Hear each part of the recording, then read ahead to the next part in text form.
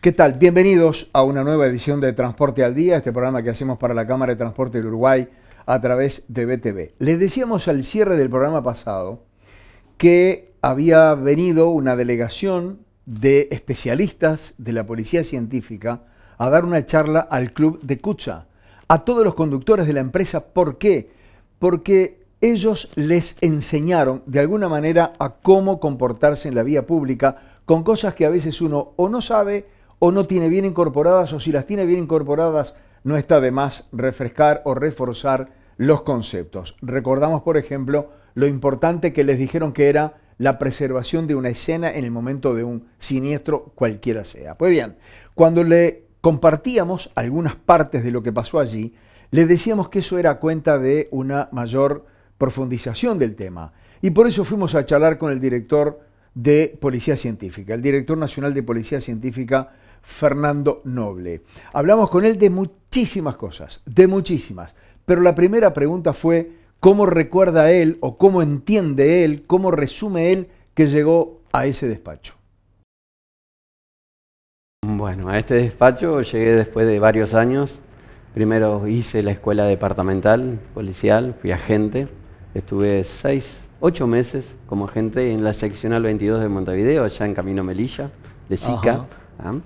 Allí hice las tareas habituales como agente de policía y demás. Después hice la escuela de oficiales, 3 años estuve en la escuela de oficiales. Egresé, como todo, cuando egresás tenés un mes que vas a Verano Azul. En aquellos años era simplemente en el departamento de Montevideo, de Maldonado. La Barra, estuve en La Barra, en la seccional 12, para luego ir nuevamente, después de la licencia que teníamos otorgada, ir a seccional 19 de la Jefatura de Policía de Montevideo.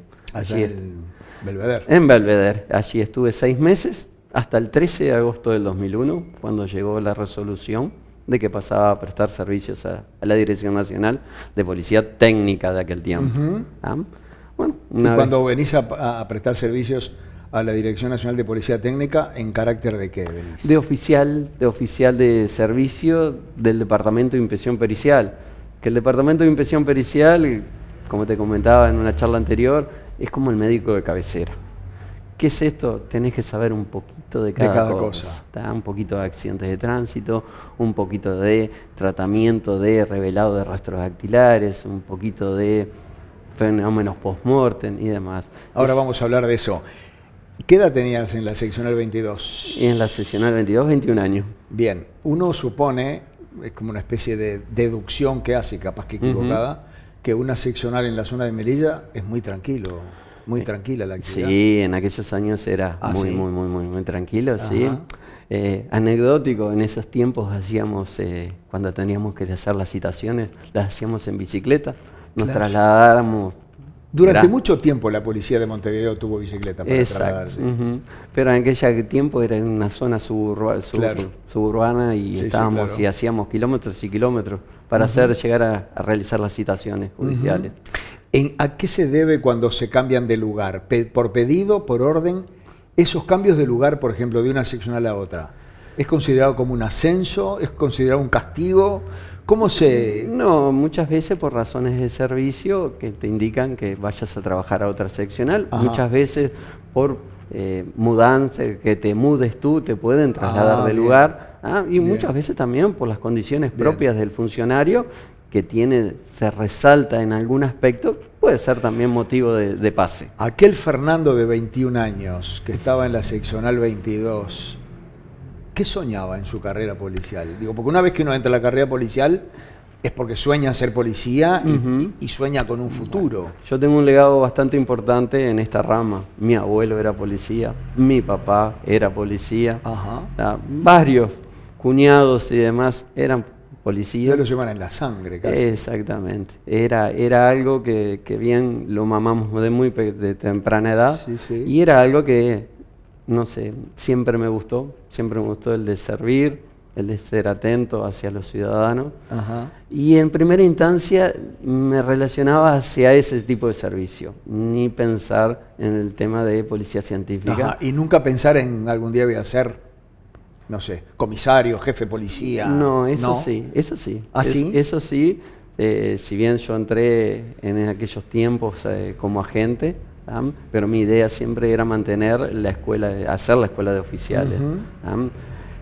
Había aquellos tiempos había algo muy marcado, que quien entraba como agente en comisión, él mantenía su sueldo. Y aquellos que entraban de particular tenían una beca que era muy reducida. Entonces, bueno, en primera instancia decidí hacer la escuela de subalterno para luego de tener ese año en comisión acceder a la escuela de oficiales para mantener el sueldo durante los 3 años de la carrera. Y bueno. ¿Qué hay que hacer para llegar de agente común a director, a jefe, comisario, inspector? ¿Es solamente estudio? ¿También hay performance? ¿Hay cumplimiento del deber a carta cabal? Digo, ¿qué se evalúa? Porque no todos los agentes llegan a... No, primero tenés que tener el tema del liceo terminado. Bien. Para acceder en primera instancia a la escuela de oficiales. Una vez que tú tienes el liceo terminado, ahí accedes a la escuela de oficiales. Son 3 años de preparación, 3 años que pueden llegar a darte la baja, y después comenzás tu carrera de oficial, la cual, bueno, puede darse varias aristas que tú decidas ir desde bombero hasta la metropolitana o seguridad propiamente.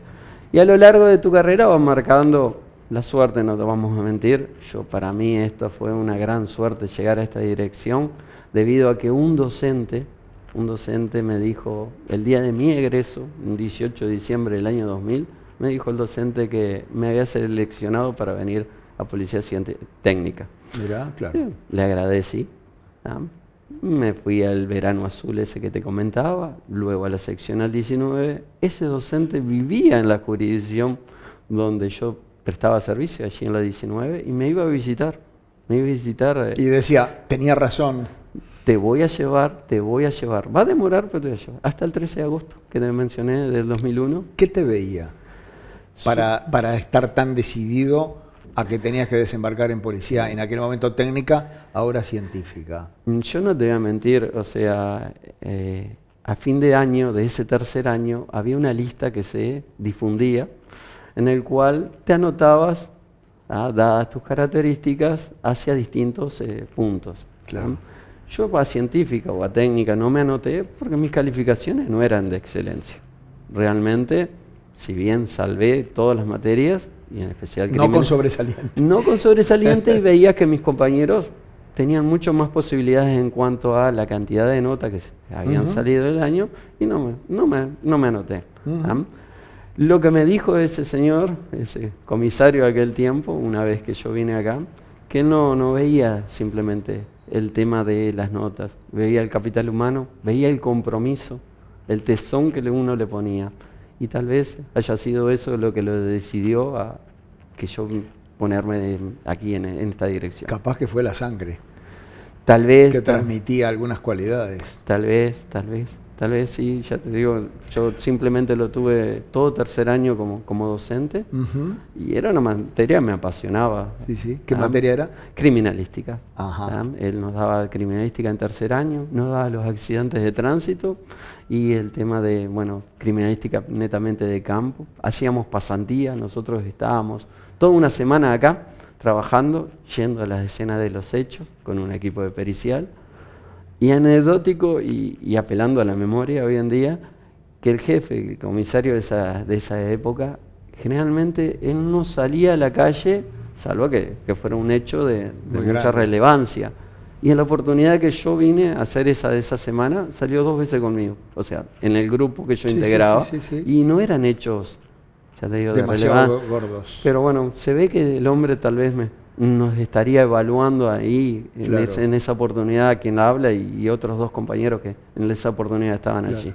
¿Era muy difícil para un policía común hacer la escuela? ¿Era muy difícil la escuela? La escuela sí, muy complicado. Primero el desarraigo a tus cuestiones naturales de estar viviendo. Son 3 años de internado, son 3 años que estás fuera del entorno de tu familia, que yo creo que a uno mayormente lo repercute. 3 años que vos te desprendés de cosas que son esenciales en una vida pero que te ayudan a valorarlas el día de mañana. Claro. Que van desde el uso de un celular, ni hablemos, Sí, en sí, ese sí, tiempo sí. no había, No había. de un reloj, De un reloj.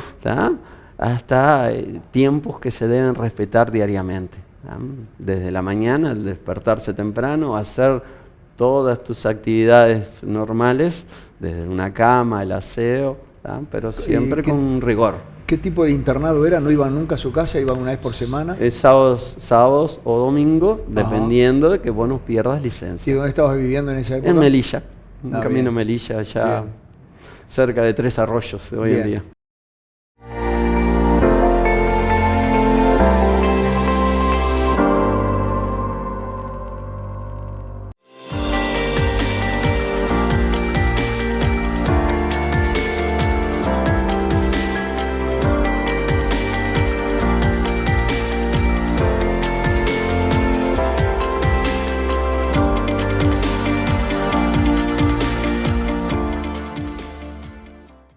Ingresamos, amigos, en el segundo bloque, en la segunda parte de la charla que mantuvimos con el director nacional de Policía Científica, que tiene una enorme cantidad de cometidos, ustedes lo van a ver a lo largo de la charla.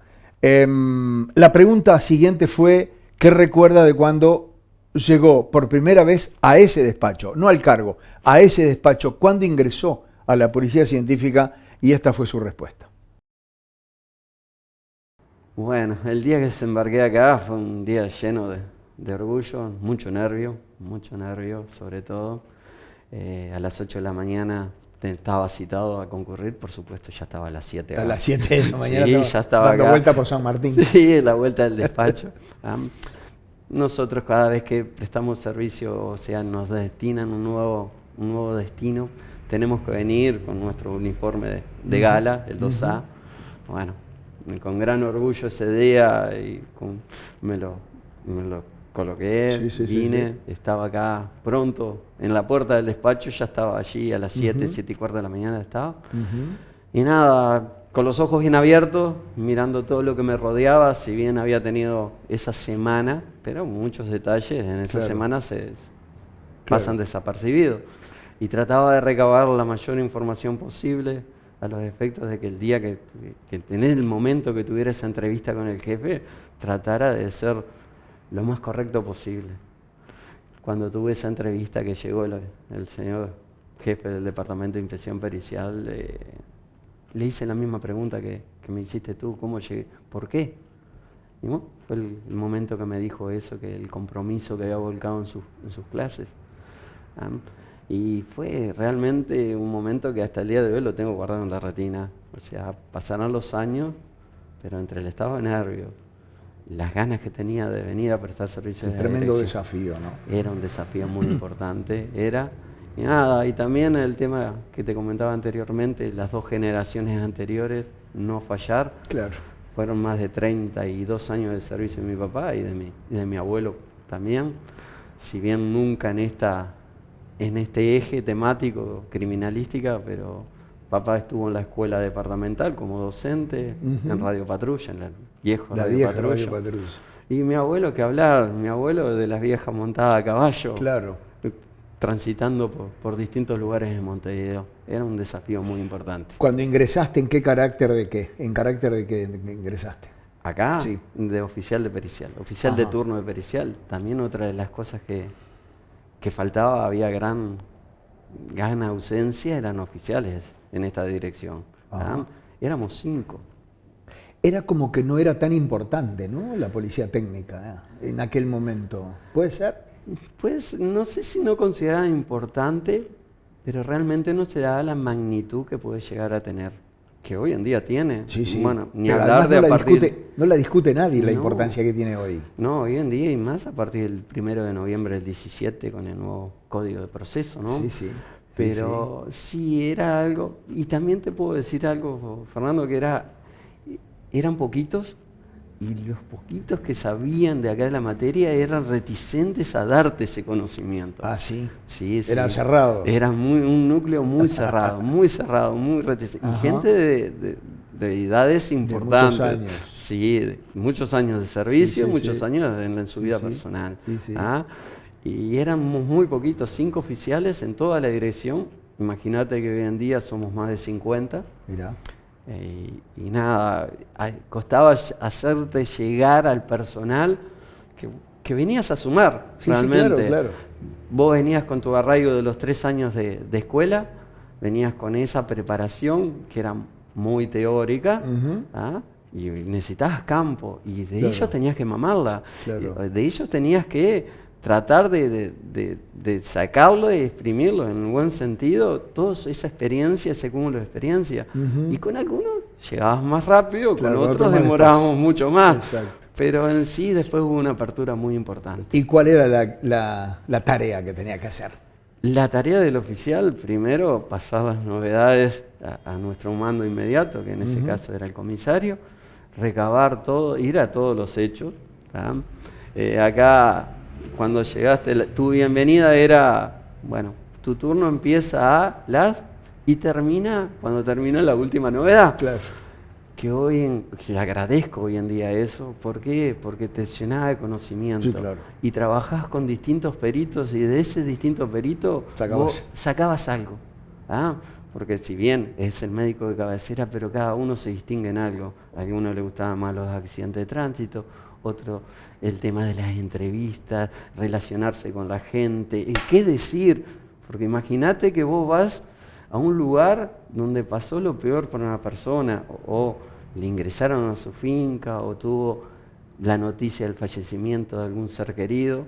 Y entonces en todo eso uno tiene que detallar y ser muy precavido de cómo es su ingreso para hacer su trabajo de manera profesional y tratar de, bueno, dar su mejor performance a los efectos de recabar los elementos. ¿Cuántos años de oficial y cómo llegas a director nacional? Y años de oficial desde 2000, yo en el 2013 haciendo a comisario, y el año pasado ascendí a comisario general. O sea que son 26 años de servicio. ¿Y cómo se llega? ¿Por actividad? Bueno, tenés los pasajes de grados. ¿Que también es por estudio? Es por estudio, tenés pasajes de grados pactados. Depende también si hay o no vacantes en el grado. Y bueno, y preparación también. He tenido la suerte, por estar acá en esta dirección, de recorrer varios países a nivel sudamericano y centroamericano, ver distintas realidades y hacer cursos que me han preparado en distintas áreas temáticas, siempre con la criminalística, pero hacia otras en especialidades concretas. Por ejemplo, en el año 2013 estuve destacado en Carabineros de Chile todo un año, haciendo un curso técnico en investigación de accidentes de tránsito. Después estuve en Lima, Perú, tratamiento de la escena del hecho, en El Salvador, sobre armas cortas y largas. He tenido la suerte, San Pablo. ¿Cómo hace un director nacional para relacionarse con y para que sus compañeros se relacionen con él cuando antes eran compañeros de trabajo?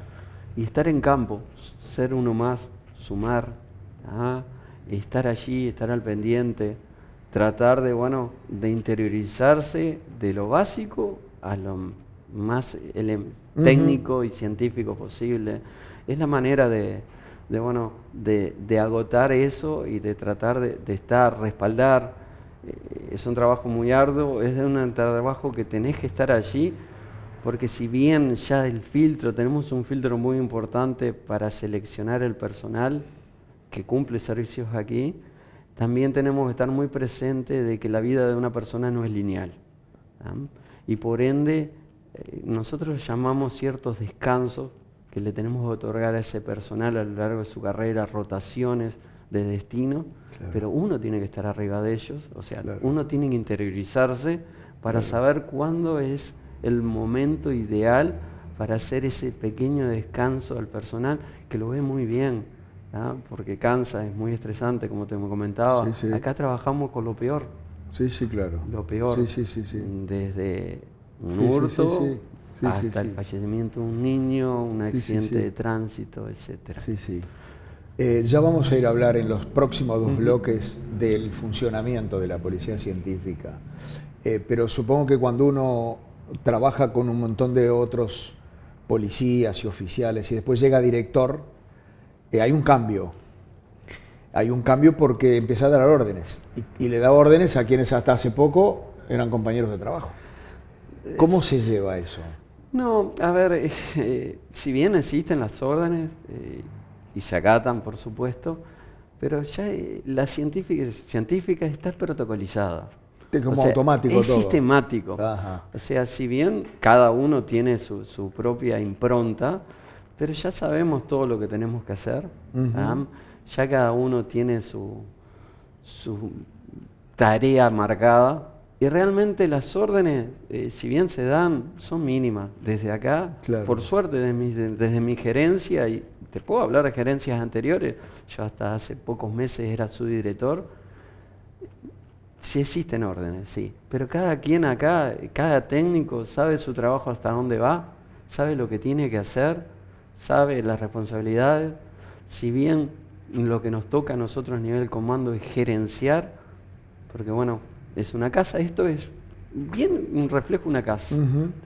Tenemos desde un presupuesto, tenemos una cantidad de gente asignada, tenemos especialistas, tenemos que abocarlo justamente hacia su especialidad para que justamente usufructe y dé los mayores réditos posibles su trabajo, pero las órdenes se dan, pero ellos ya saben qué tienen que hacer. ¿No hay necesidad de sanciones?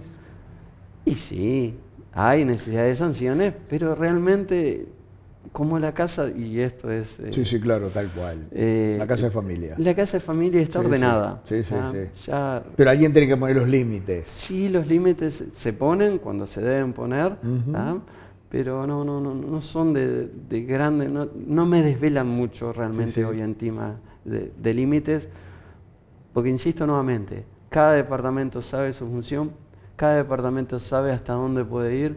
Hay una conjunción muy importante entre jefes de departamento, directores de área y comando. Siempre cuando se toma una decisión se toma en conjunto, cosa de afectar lo menos posible y que sea de un beneficio ostentoso lo que se plantee.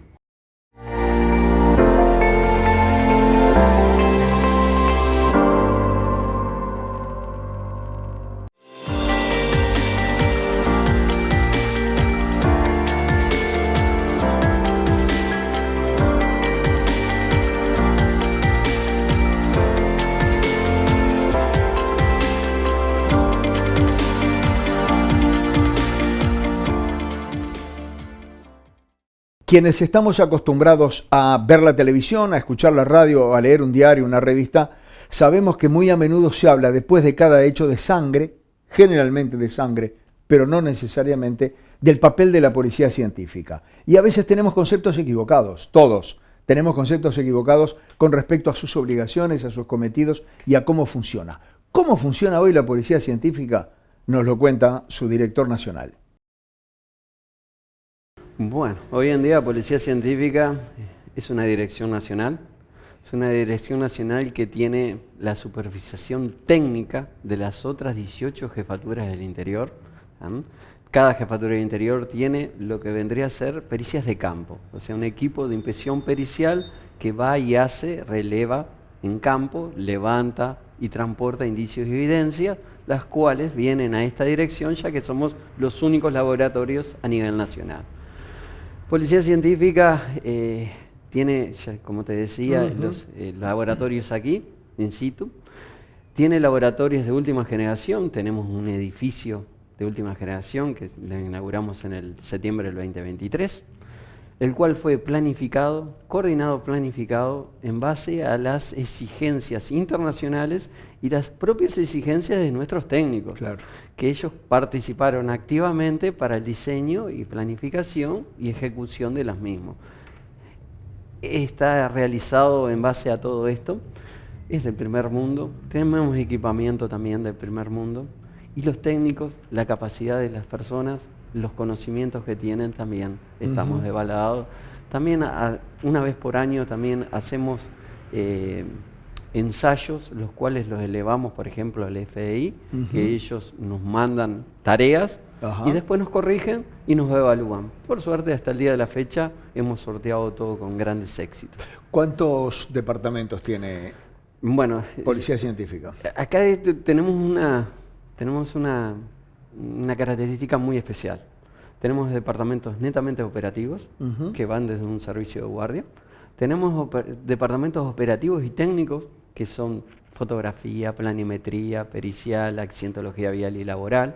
Después tenemos departamentos netamente técnicos, que son los laboratorios biológico, químico, Registro Nacional de Huella Genética. Y también tenemos la parte administrativa. Primero, una parte administrativa que es interna, que es aquella que le proporciona todos los insumos, la logística, a todos estos otros departamentos, Claro. que es esencial, porque si ellos no proporcionan las herramientas, estos no pueden operar. Claro. Y después tenemos también la atención al público. Cuando Claro. vamos a tramitar un certificado de antecedentes judiciales, hoy en día ya enfrente al Ministerio del Interior. O sea, hay una dualidad y como también así también esa dualidad de personal. Claro. Tenemos personal ejecutivo netamente, personal especializado, personal técnico. Tenemos también personal en cuanto a tercialización de algún servicio propiamente, Ajá. no en servicio, cocina, Claro, sí, limpieza sí. y demás Sí, sí, sí. dentro de la dirección. O sea que convivimos varias partes, varios actores aquí. ¿La Policía Científica va a todos los hechos denominados policiales? No, no va a todos los Bien. hechos. No. Acá hay un protocolo que ya tiene varios años, pero se actualiza, ¿tá? En el cual todos los policías sí lo que tienen es criminalística. Entonces todos los policías y sobre todo los oficiales tenemos 3 años de criminalística. Entonces podemos evaluar una escena de hecho. En ese protocolo, dependiendo del tipo de hecho, es el cuestionario o las preguntas o las respuestas que nos tienen que dar a nosotros si esa escena amerita los servicios de científica. Ajá. Por ejemplo, en un hurto, si hubo manipulación de algún tipo de elemento, los rastros dactilares quedan en un tipo de superficie, no en toda la superficie quedan rastros dactilares. En el tema de los accidentes de tránsito va a depender la lesión y las edades que tienen estas personas que participan. Si no hay lesionados, no, por ejemplo. Si no hay lesionados, no. Si no Ajá. hay lesionados, no.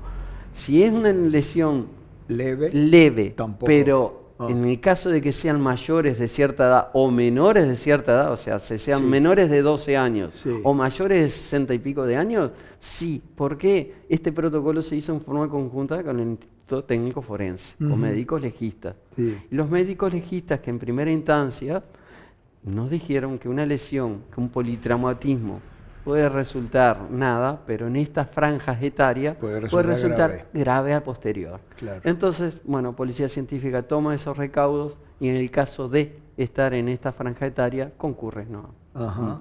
Casos de fallecidos sin asistencia, Sí. nosotros lo que tenemos que ver que no haya violencia o desorden en el ambiente.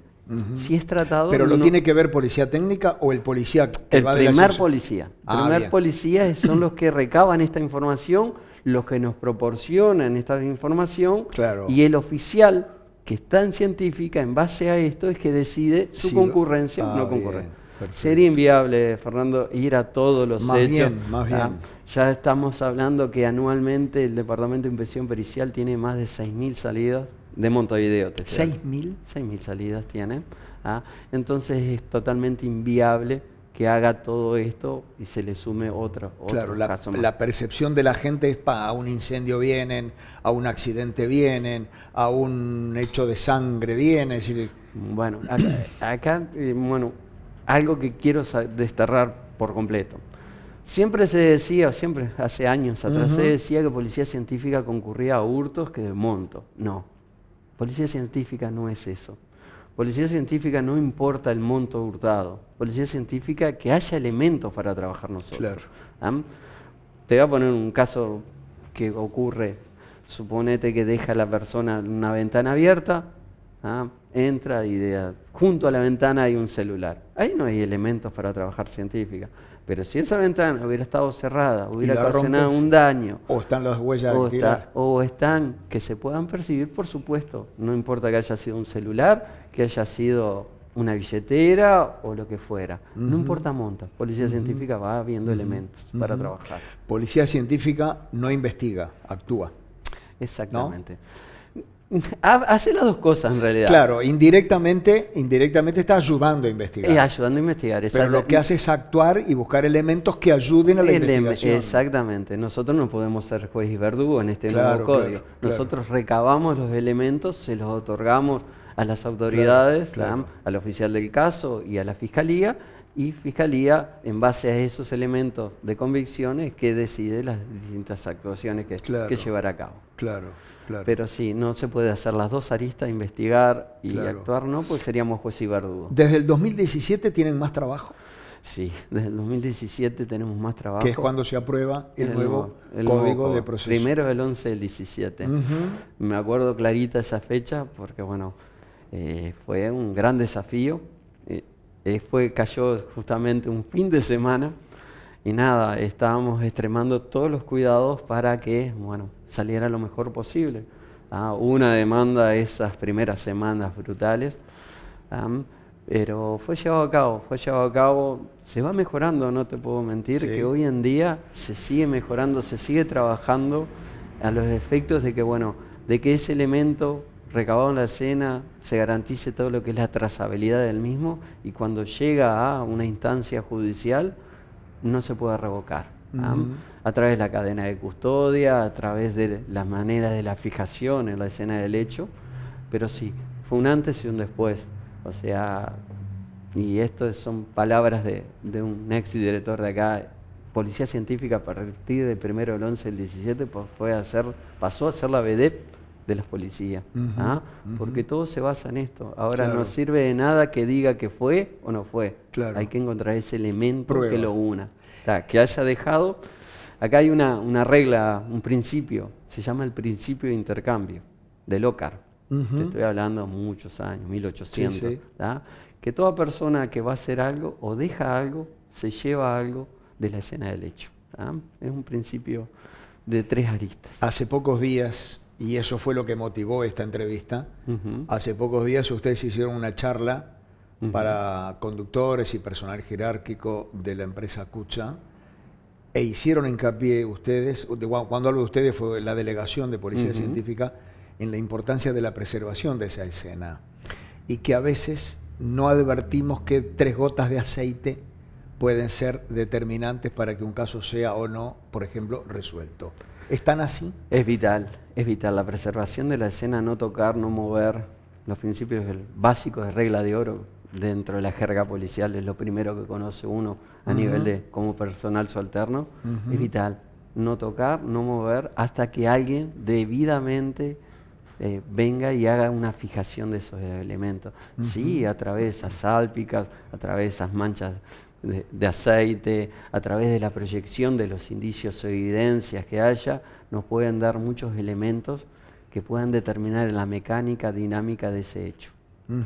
Así que hay que trabajar muchísimo en eso. La experiencia, última pregunta para este bloque y entramos en el próximo, en el último.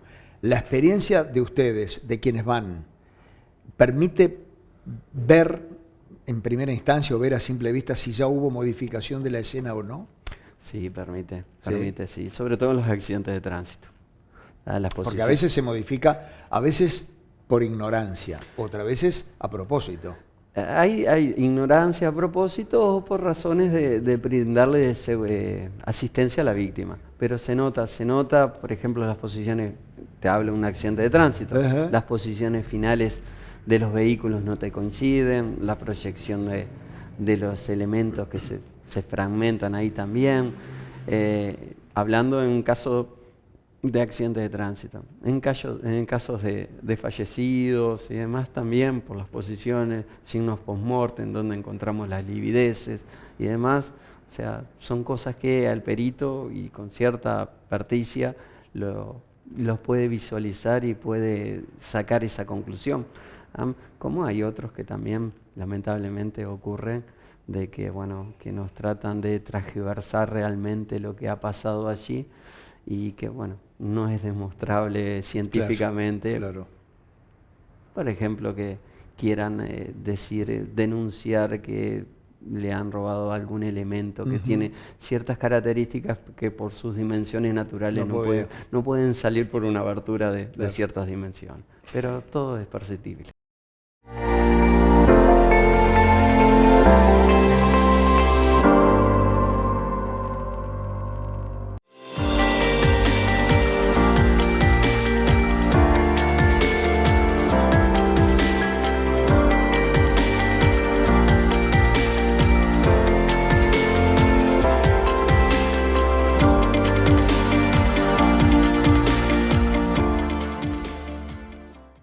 Ingresamos en el último bloque de nuestra charla de hoy, de nuestro programa de hoy. La charla de hoy es con el director nacional de Policía Científica.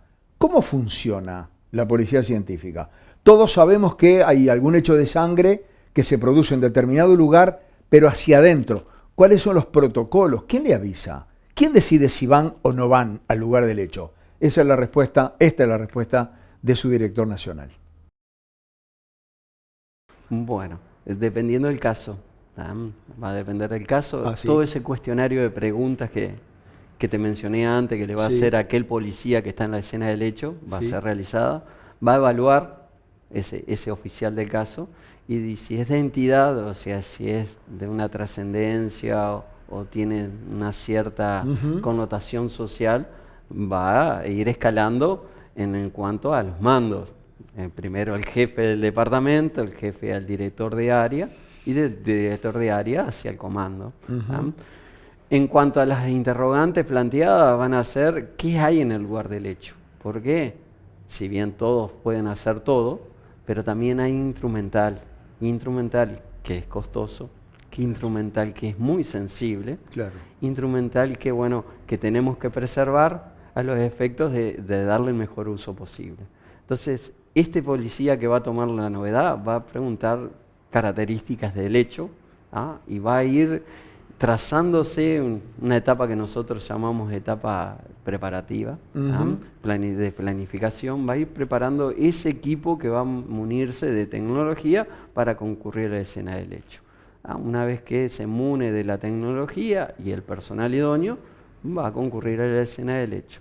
Internamente nosotros, si es de esta connotación social, ya vamos a estar enterados, y muy posiblemente algunos del comando se constituya también a esa escena del hecho, para asesorar, para aquellos que tenemos un poco más de experiencia, aportemos nuestra cuota, y para dejarlos trabajar tranquilos a ellos, que siempre la presencia... Que nadie moleste. No es que moleste, pero la presencia de un superior ante gente que tiene menos experiencia, ante una duda, ya tenés el canal de evacuación, que es mejor que un celular, que es muy frío. Es como un respaldo también. Es un respaldo, exactamente. Es como funciona acá la dirección de hace muchísimos años.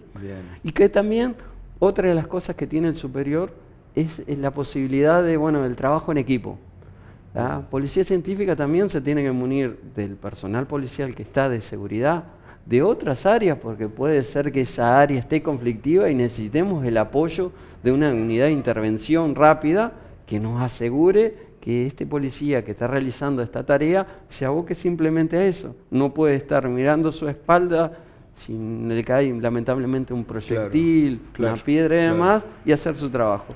Entonces este superior va a hacer eso, va a trabajar con otros equipos, va a trabajar con la gente del CCU, por ejemplo, si hubiera cámaras, a los efectos de visualizar y ayornar al equipo. No, mirá, la persona esta tocó esto, vamos a abocarnos a esto, que ahí tenemos grandes posibilidades de ubicar ese elemento probatorio. Y articula con muchas otras unidades policiales del superior. Sí. ¿Cuánto tiempo pasa mínimo y máximo para que Policía Científica tenga un informe de un hecho, resuelva algo, decir, esto pasó así, y se lo da a los investigadores? Depende del hecho también. Más del hecho, del tipo de pericia. Por ejemplo, un ADN en menos de 24 horas, solo el CSI Miami, que el match te da enseguida, pero no, menos de 24 horas y estando la muestra en óptimas condiciones. Si no, lo ideal es manejarse siempre en 48 horas. Y en muestras también ideales. Si tú me dices que es un hueso, Un hueso menos de una semana, ¿no? Porque tiene un periodo, tiene que secarse ese hueso, después hay que molerlo ese hueso y después empieza todo el estudio que ¿Todo se eso hace. se hace acá? Todo eso se hace acá, ¿tá? Con distintas muestras. ¿Tá? Una pericia balística, si el arma, disparar y demás, va al banco de prueba, hace los disparos, hace los cotejos con un sistema que tenemos que se llama Evo Finder, un software. ¿Ah? Pero si esa arma de fuego no tiene eliminados sus números, tiene que hacer un RTQ, un revenido termoquímico, que demora más. ¿Ah? Si es prueba balística, tal vez en 24, 48 horas ya lo tengas, pero si es un RTQ, puede demorar hasta 96 horas que esté ese informe. Hace poco tiempo, por la zona de Colón, 2 funcionarios policiales que estaban en un patrullero hirieron al principio, mataron después porque el chico murió, a un chico que estaba grabando en la escena. Y los policías al principio dijeron que pensaron que era no sé qué, que era no sé cuánto. El tema es que lo que hubo que investigar allí fue a colegas de la policía. En ese caso, científica actúa como si fuera cualquier otro ciudadano. Normal, es un ciudadano. ¿O tiene consideraciones especiales por ser compañero de laburo? No, todo lo contrario, no. Acá cuando llegás acá, tenés que llenar un formulario de confidencialidad y de transparencia y demás, y para nosotros es un caso más. Es más, tal vez, dado este caso, lo saquemos, esforcemos nuestro personal para sacarlo en menos tiempo posible. Para que nadie desconfíe de nada. Para que nadie desconfíe. La transparencia para nosotros es vital. ¿Ah? Lo que transmitimos nosotros hacia la ciudadanía es transparencia, es compromiso y es eficiencia. ¿Ah? A veces uno va por la calle, ve una esquina cerrada y ve a un policía que anda con un, no sé cómo llamarlo. Odómetro. ¿Un qué? Odómetro se llama. ¿Qué mide eso? Eso mide las distancias justamente. Y yo escuché un día sí, que cada vez que uno vea un odómetro es porque alguien murió. ¿Es así? No. No es necesariamente que alguien haya muerto. Ajá. Es simplemente, ese odómetro marca los lugares donde se levantaron los elementos. Ah, bien. ¿Tá? Puede ser desde un hurto, puede ser una rapiña, puede ser un perfecto. fallecido, puede ser un accidente de tránsito. Perfecto. Es para que el día de mañana puedas reconstruir dónde estaba precisamente ese elemento. Si bien la fotografía tiene grandes virtudes, no te da una proporción de dimensiones. Claro. A través de esta medición, sí. Claro. Y hoy en día, Fernando, te puedo decir que la científica ha evolucionado y tiene algo que se llama estación total. Vas a ver como las antiguas cámaras, sí, por decirte de alguna manera, un trípode, sí, y eso mide con una precisión en milésimas. O sea, es mucho más exacto que lo que vendría a ser ese odómetro. ¿El director está enterado de absolutamente todas las cosas que llegan acá y que salen? Es decir, si hay que salir, si no hay que salir. Sí. ¿Y por qué acá mientras hemos estado charlando no sonó ningún teléfono? Y porque les pedí por favor que no lo hicieran. Pero puede haber pasado algo. Sí, puede haber pasado. Es más, antes que tú llegaras hay un accidente fatal que está trabajando el Departamento de Inspección Pericial en jurisdicción de la 23. Estoy deseoso de saber qué está pasando. De saber qué o sea está que pasando. Está deseoso de que terminemos esto. No, por favor, ha sido un placer. Igual estoy casi terminando. ¿Qué hay en el horizonte del Director Nacional de Policía Científica? Y el horizonte es mantener esta dirección con los estándares que está. Ajá. Evolucionar en cuanto a tecnología, seguir capacitando a nuestro personal, otorgarle algún otro beneficio que hasta el día de hoy no se los he podido otorgar, dado su perdicia, trasladar aquellas experiencias que me han sido muy redituables de otras latitudes, por ejemplo, solicitar que los técnicos acá les paguen una especialidad. Por ejemplo, en Chile, al especialista en accidentes de tránsito se le paga por especialidad. Transmitirle al personal que vamos a estar respaldándolo. Y nada, que la dirección siga cimentando nuestros pilares y demás, a los efectos de tener un nuevo edificio. Si bien tenemos el del 23, ya nos quedó corto. Ya que está chico. Ya nos quedó corto y hay otras demandas, hay otros departamentos que surgieron del 23 a la fecha, claro, que ya están demandando otras edificaciones. Así que tratar de convencer a nuestros mandos, seducirlos a nuestros mandos de que es una necesidad tener otras edificaciones para, bueno, seguir solventando y aportando el elemento material. ¿Cuántos años más de cargo le quedan al director?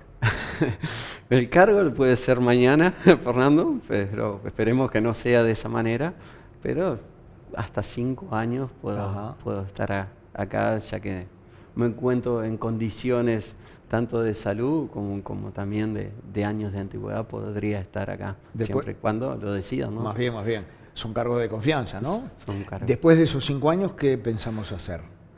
¿O qué tenemos planificado? ¿O con qué soñamos? O capaz que no, capaz que un tiempo de descanso. Como soñar, me gustaría, como mi especialidad, poder trabajarla, que es accidentes de tránsito. Ajá.